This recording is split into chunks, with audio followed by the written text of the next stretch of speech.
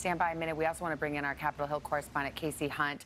Kasie, I'll start with you because it seems like this entire transition turns on what Republicans in Congress, particularly Mitch McConnell, the Senate Majority Leader, how long they're willing to give the president to kind of work out this acceptance of his loss. What do you get either behind the scenes or from what you're hearing from Mitch McConnell?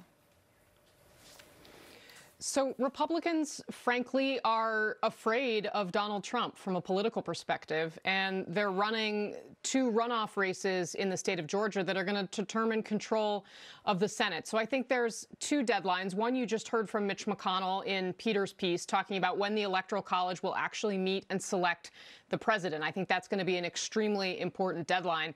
But then these elections aren't going to be held until January 5th. And I think you're going to see this dynamic of Republicans being very deferential to President Trump, even though he lost, continue until we see that election, Savannah. What about Joe Biden, Peter? It seemed like he had a pretty low-key reaction to all of this when he gave remarks to reporters yesterday. And Kasie, that's interesting because it did seem like the Republicans were saying, let's give him a little space to come up with sufficient allegations of fraud that would turn this entire election over on its head, which, of course, we're talking about several states and tens of thousands of votes. But be that as it may, do you perceive there's some cracks in this Republican wall of support? I noticed on the national security piece of this, we just saw in Peter's report that the 9/11 Commission actually said when Democrats slowed the transition to George W. Bush's administration back in 2000, that had an effect on what happened in their preparedness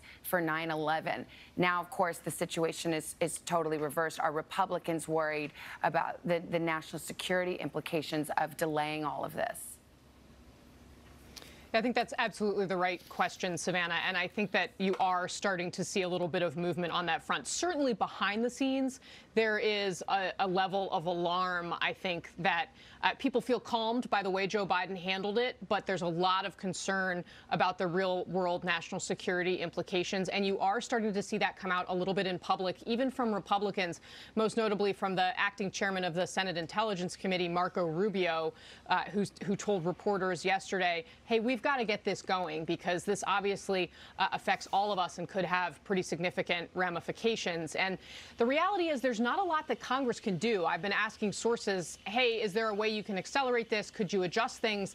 And the reality is they don't have a lot of options. They would have to change the law because they never anticipated when they wrote the transition law that anyone would contest the results of the election this way. Savannah. All right, Peter and Kasie, thank you as always. Appreciate it.